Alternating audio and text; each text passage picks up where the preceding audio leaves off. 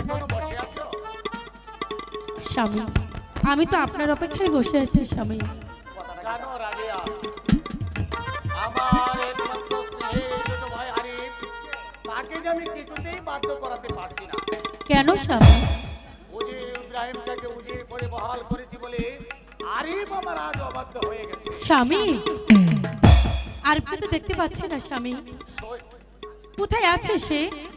সৈনিকদের বেতন দেওয়ার জন্য সৈনিক শিবিরে গিয়েছে। প্রাসাদে এলে তুমি তাকে বুঝিয়ে বলবে সে যেন আমার বাধ্য হয়ে যায়। ঠিক আছে স্বামী। আরিফকে কিসের বাধ্য করাতে চাচ্ছেন ভাইজান?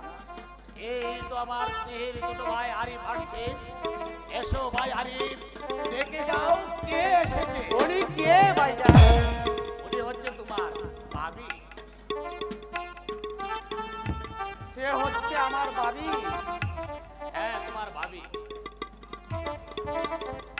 ভাবি, তুমি আমাকে দোয়া করো, আমি যেন চিরদিন তোমার সৎ পথে থেকে তোমার মন জয় করতে পারি।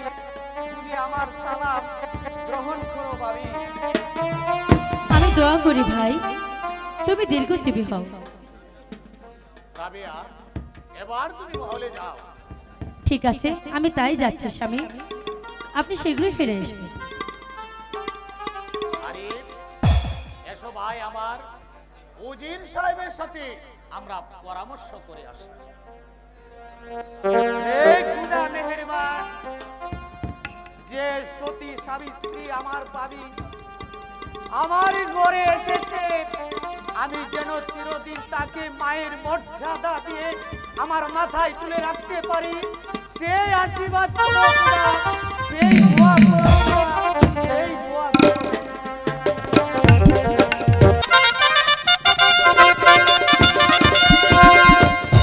উজির সাহেব ও গর্জনটাকে পাঠিয়েছিলাম কাঞ্চিপুরে খাজনা টাকা দিয়ে, তারা এখনো ফিরে আসছে না কেন? আমি ফিরে এসেছি বাবাজি। এসেছেন উজির সাহেব, খাজনার টাকা দিয়েছেন?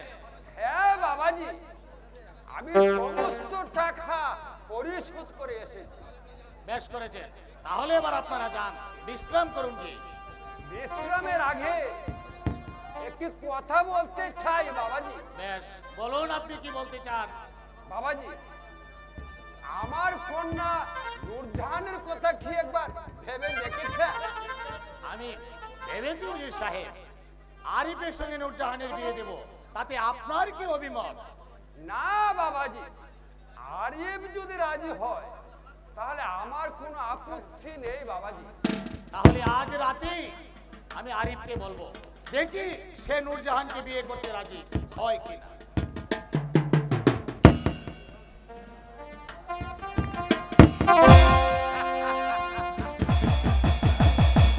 এই তো সুবর্ণ সুযোগ, একদিকে আত্মসাৎ করেছি 1,40 লক্ষ টাকা, আর এখন যদি আমার কন্যা নূরজাহানের হাতে আরিফের হাতে তুলে দিতে পারি, তাহলে তাহলে আমার পথ হবে পরিষ্কার। তারপর এই গর্জন কাঠে নিয়ে বাবাকে বন্দি করে আমি হব এই তাজপুরের নবাব। তবেই বুঝতে পারবে এই ইব্রাহিম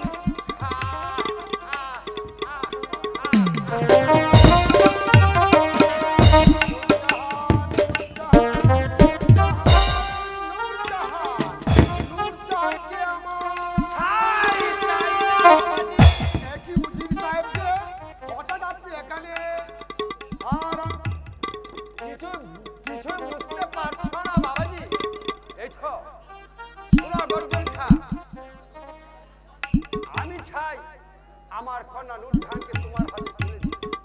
বলেন কি উজির সাহেব, হ্যাঁ বাবাজি, নূরজাহানকে আপনি আমার হাতে তুলে দেবে? দেব বাবাজি, গর্জন খা দেব। তবে তোমার একটি কাজ করতে হবে। বলুন আমার কি কাজ করতে হবে? আগেই নবাব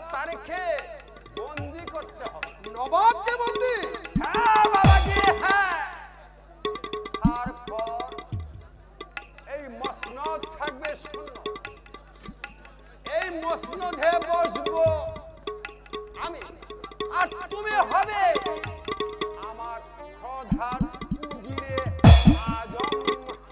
আমি হব প্রধান উজিরে আজম। আর শুধু তাই নয় বাবাজি, সেই সঙ্গে পাবে আমার কন্যা নূরজাহানকে। যদি আপনি আমার সাথে বেইমানি করেন, খোদার কসম, আপনি কিন্তু আমার আমার সাথে সাথে আমি বেঈমানি করব না। ব্যাস, তাহলে চলুন নবাবকে বন্দি করে আসি। চলুন। তাই চলো হ্যাঁ, বাবাজি, চলো। তাই চলো বাবাজি, চলো। তাই হ্যাঁ, চলো, চলো। চলো বাবাজি।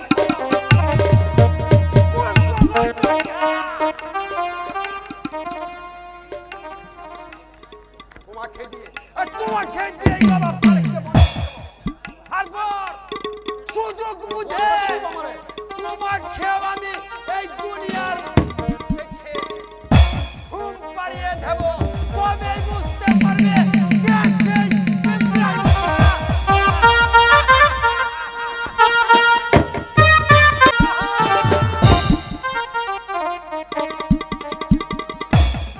আমাকে কেন ডেকেছেন? আমি তোকে ডেকেছি মা। কেন আব্বা হুজুর? শুন মা, কি? নবাব তারেক তোর ভালোবাসাকে প্রত্যাখ্যান করে সেরা খাতার মতো ফেলে একটা তাসার মেয়েকে বিয়ে করেছে, আব্বা হুজুর, আর তোকে করেছে অপমান। আমার কন্যা হয়ে তুই তার প্রতিশোধ নেবে না রে মা। নিশ্চয় না বাবা হুজুর। শোন মা, বলুন।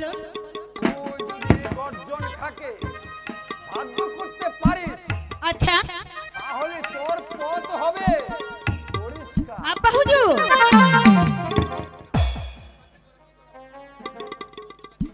আমি গুর্জন কাকে বাধ্য করাবই করাবো আব্বা হুজুর।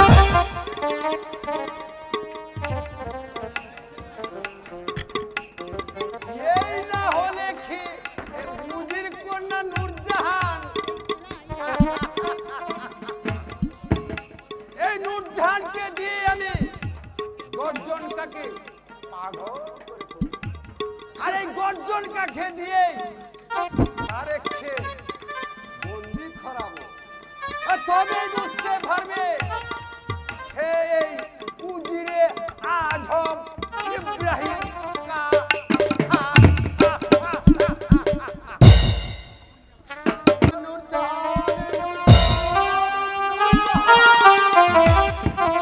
কি অপূর্ব সুন্দরী ওই উজির কন্যা নূরজাহান। তাকে আমি যতই দেখছি আমি যে ততই পাগল হয়ে গেছি।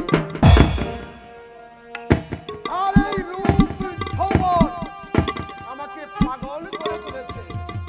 যেমন করে হোক, ছলে ফলে কৌশলে এই উজির কন্যা নূরজাহানকে আমার চাই। কাকে আপনার চাই সেনাপতি সাহেব? আমি চাই। হ্যাঁ, কাকে চাই বলুন। নূরজাহান। আমাকে সত্যি বলছেন? হ্যাঁ, সত্যি বলছি। আমিও যে আপনাকে মন প্রাণ দিয়ে ভালোবাসি সেনাপতি সাহেব। একথা কি সত্যি বলছো নূরজাহান? সত্যি বলছি। সত্যি নাকি মিথ্যে বলতে আমি কি এখানে এসেছি? সত্যি বলছো? হ্যাঁ, সত্যি বলছি। নূরজাহান, বলুন।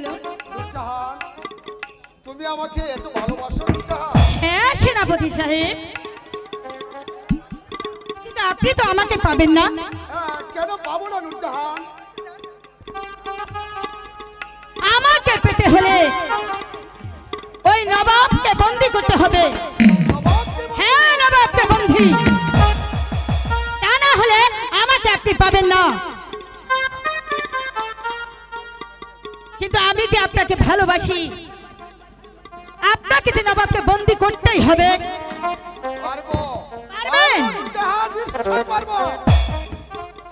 তোমাকে যদি পাই বন্দি কেন, প্রয়োজন হলে এই নবাবকে। সত্যি হ্যাঁ, সত্যি।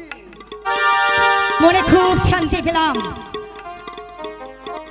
আমি আমি যে তোমাকে ছাড়া বাঁচবো না সেনাপতি। সেনাপতি সাহেব, তুমি কি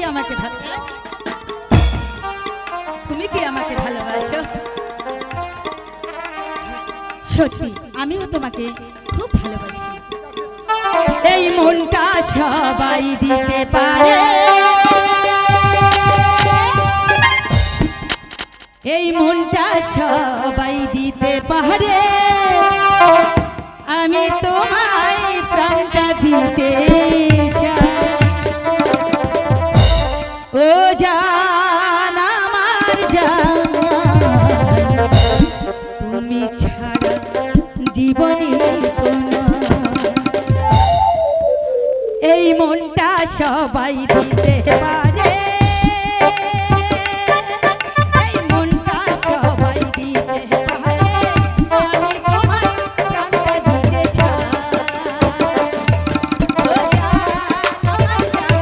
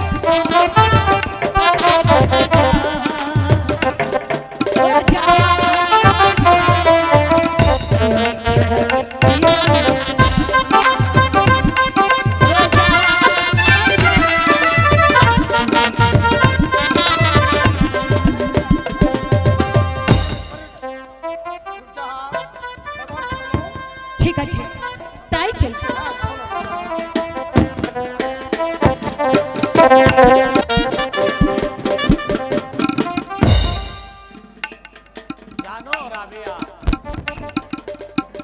যেদিন থেকে তুমি এই প্রাসাদে আরিফের ভাবি হয়ে এসেছো সেদিন থেকে আরিফ আমার বাধ্য হয়ে গেছে। এখন যে আমার মনে কি শান্তি ফিরে এসেছে। স্বামী, আমাকে পেয়ে আপনি যদি শান্তি পেয়ে থাকেন এ তো আমার পরম সৌভাগ্য।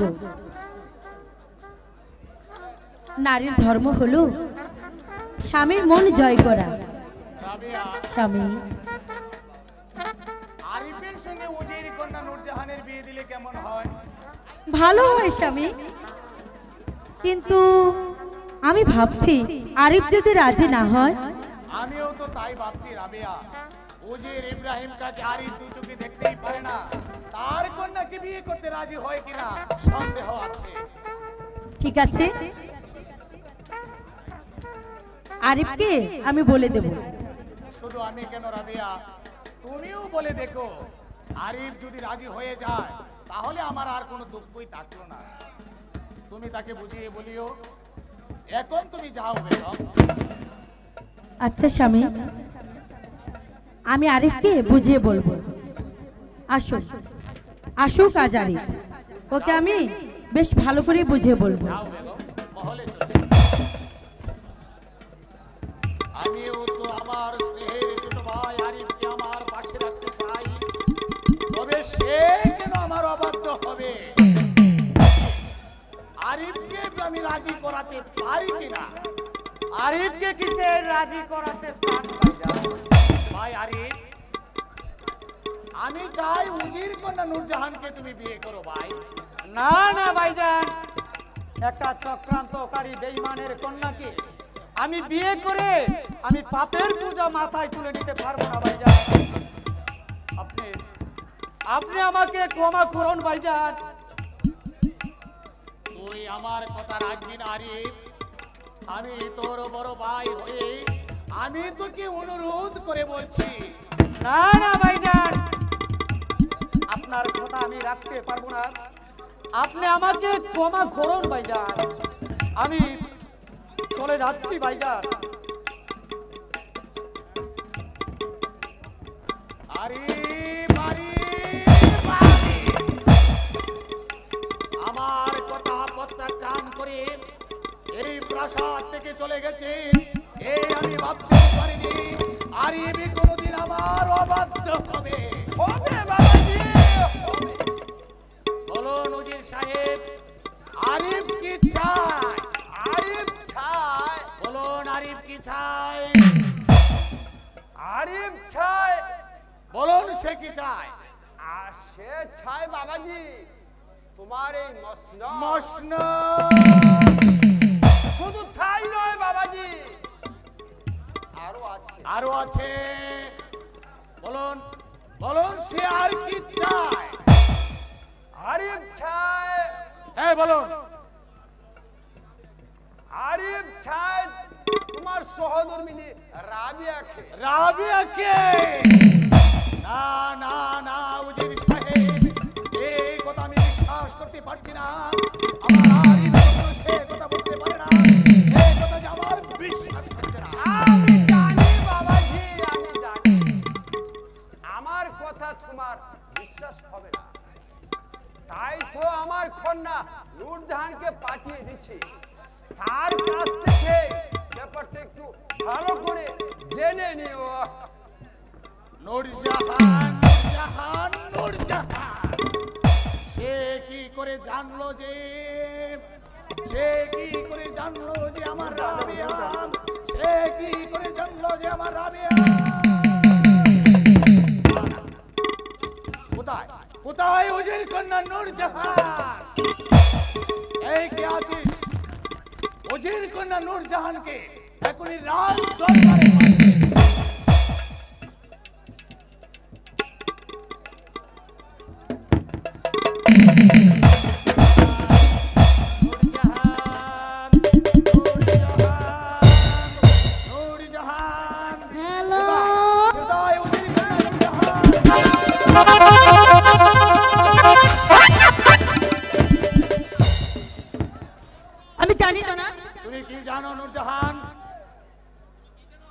কি জানো নূরজাহান?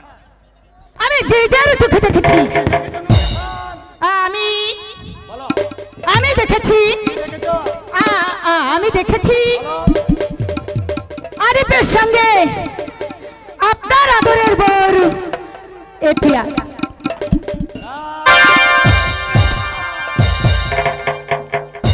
এ কথা আমার বিশ্বাস হয় না।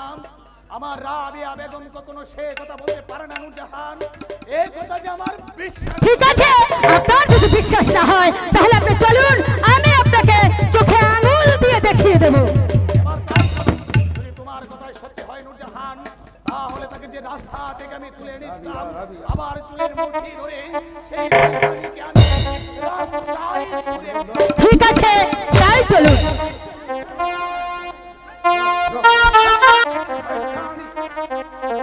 যতই তাকে দেখেছি এতই আমি পাগল হয়ে গেছি। রাবিয়া, তোমার রূপ যৌবন, বুকের গন্ধের গান আমাকে পাগল করে তুলেছে। শয়নে স্বপনে নিদ্রার জাগরণে শুধু তোমার কথা মনে পড়ে। আমি যদি তোমাকে না পাই তাহলে আমি পাগল হয়ে যাব। তোমাকে পাওয়ার জন্য কত বন জঙ্গল তন্ন তন্ন করে কোথাও তোমার সন্ধান পেলাম না। যদি তোমাকে আমি না পাই তাহলে সংসারে জীবন বৃথা হয়ে যাবে। রাবিয়া, তুমি যেখানে থাকো না কেন, আজও কালো আমি তোমাকে খুঁজে বের করবো।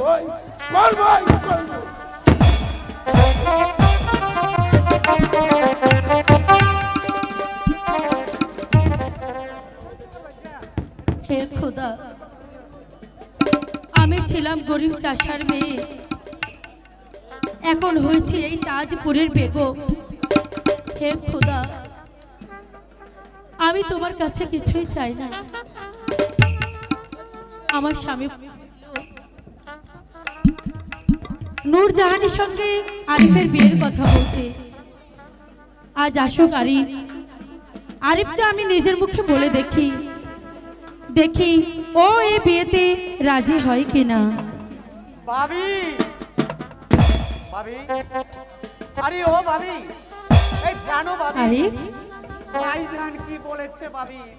কি বলেছে ভাইয়া? আরে ভাবি, তুমি জানো না, ভাইজান বলেছে একটা চক্রান্তকারী বেঈমানের কন্যাকে আমি বিয়ে করতে পারি। আরিফ, শুধু ভাইজান কেন, আমিও বলছি তুমি উজির কন্যা নূরজাহানকে বিয়ে করো ভাই। না না ভাবি, এ হতে পারে না ভাবি। আরিফ, আমি তোমার কাছে মায়ের দাবি নিয়ে বলছি ভাই। তুমি জানো না ভাবি, এই দুধ কলা দিয়ে কাল সাপকে পুষলেও সে সুযোগ পেলে সবল মারে ভাবি। আরিফ, হ্যাঁ ভাবি, কারণ উজির ইব্রাহিম কার মতন বেঈমান এই তাজপুরে আর নেই ভাবি। কি বলছো আরিফ? হ্যাঁ ভাবি, আমি জেনে শুনে তার কন্যাকে বিয়ে করে আমার শাহী বংশকে কলঙ্ক করতে পারি না ভাবি। আরিফ, আমি তোমাকে অনুরোধ করছি ভাই। না না ভাবি, যার দেহে শয়তানের রক্ত প্রভাবিত হয়েছে তাকে বিয়ে করে আমার বংশকে খালি লুট করতে পারবো না ভাবি। আমি তোমার হাত ধরে বলছি ভাই, তুমি আমার কথা রাখো ভাই। না না ভাবি, তুমি আমার হাত ছেড়ে দাও ভাবি, আমি তোমার কথা রাখতে পারবো না ভাবি। না, আমার হাত ছেড়ে তুমি দাও। আমার কথা রাখবে আরিফ, না, তুমি না, আমার কথা রাখবে। না, না, তুমি- আমি বলছি তুমি আমার কথা রাখবে। এই দেখো যারা, আমি আপনার চোখে আঙুল দিয়ে দেখিয়ে দিলাম। কি হয়েছে ভাইজান? চুপ কর লম্পট। এ কি বলছেন ভাইজান? আপনি কি এসব কি বলছেন স্বামী? ভুল হয়ে যাও কলঙ্কিনী। না, আরিফ, তুই আমার ভাই হয়ে, স্বামী, তুই আমার ভাই হয়ে আমার সহধর্মিণীর সঙ্গে প্রেম নিবে। না।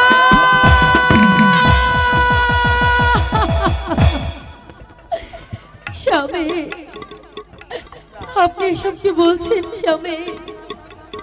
না না ভাইজান, সে কথা বলো না তাহলে আকাশটা ভেঙেছে, পায়ের নিচ থেকে মাটি সরে পড়ে দুনিয়ায় একটা ভূমিকম্প সৃষ্টি হবে ভাইয়া। আরে ভাবি হয়েছে আমার মায়ের মতো। আমি আমি তার প্রতি কোনোদিন প্রতিশ্রুতি চাই না ভাইয়া। সে কথা বলে তুমি আমাকে অপরাধ করো।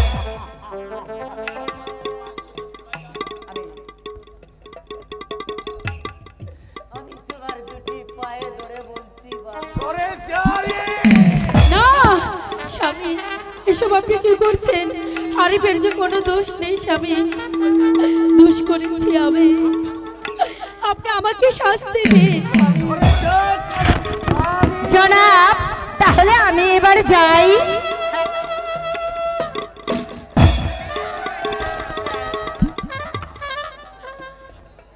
ভাইয়া, আমার বাড়ি কোনো অপরাধ করিনি। অপরাধ করেছি আমি ভাইজান, শাস্তি দিতে হয় আমাকে দে। তবু আমার মায়ের মতন বাড়িকে আপনি ক্ষমা করবেন। আরে আহ আহ আহ না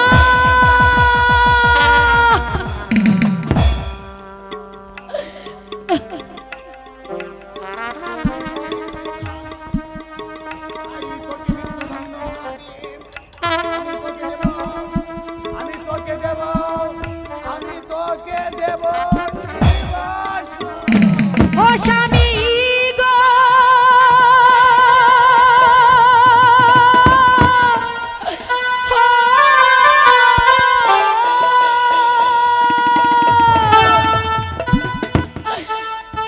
কি শোনাইলেন ও স্বামী গো, ও স্বামী কি শোনাইলেন ও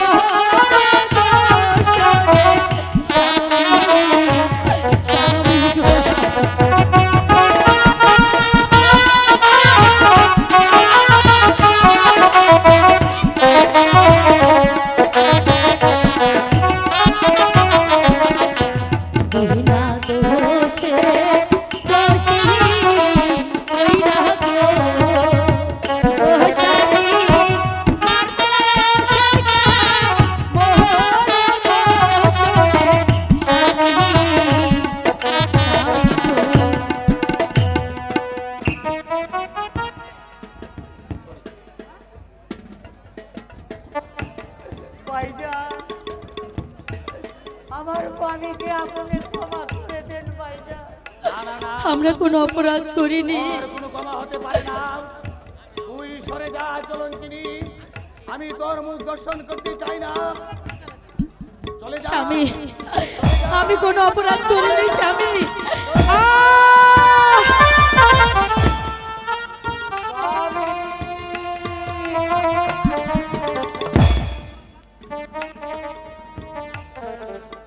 না, না, না। সে আমার ভাই হতে পারে না। আমি আমি তোকেও কঠিন শাস্তি দেব। ভাইজান, আমাকে আর তোমার শাস্তি দিতে হবে না ভাইজান। আমার বাড়ি যে পথে গেছে, আমি সেই পথে চলে যাব ভাইজান। ওগো বাবা, তুমি শুধু আমার মা নয়।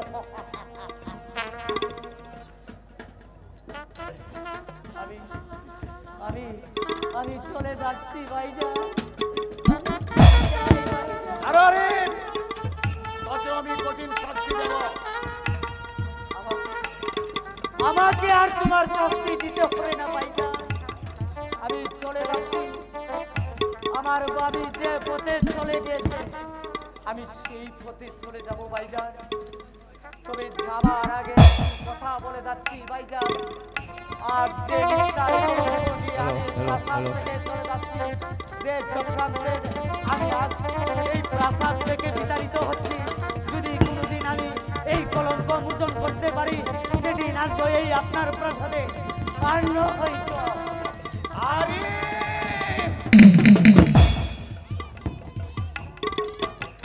আরেকটি কথা বলে যাচ্ছি ভাইজান, বাবিকে যদি আমি মায়ের মর্যাদা দিয়ে থাকি আর বাবি যদি আমাকে সন্তানের মতন মনে করে থাকে তাহলে সত্য একটি প্রকাশ হবে ভাইজান। আর সেদিনকে সেদিন তোমার পাশে আর কেউ থাকবে না ভাইজান। আরে আমার সময় সমস্ত রাজ পোশাক এই রাজ দরবারে খুলে রেখে যা।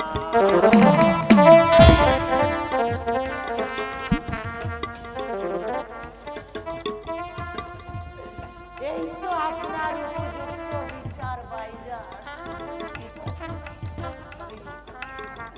আমি আপনার আদেশ পালন করছি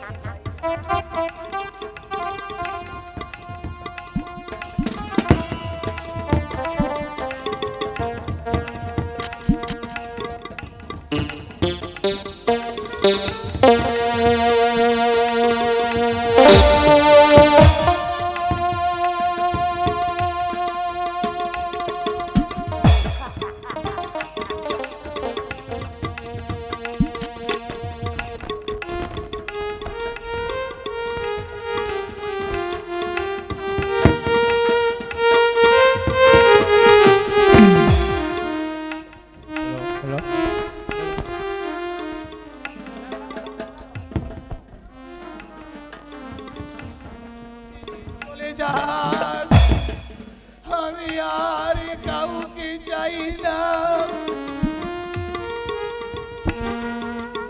আমি যাকে ভালোবেসে বিয়ে করেছিলাম সে যে হচ্ছে একটা কলঙ্কিনী, সে যে হচ্ছে একটা ডাইনি, তা আমার জানা ছিল না। এই ভাবতে থাকলে আমি পাগল। ভুল করে তুই ছাড়িয়ে দিলে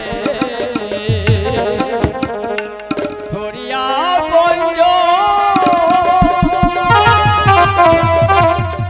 ভুল করে তুই ছাড়িয়ে দিলে ধরিয়া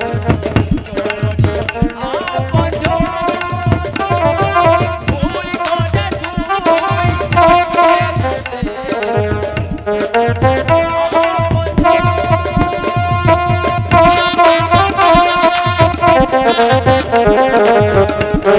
তুই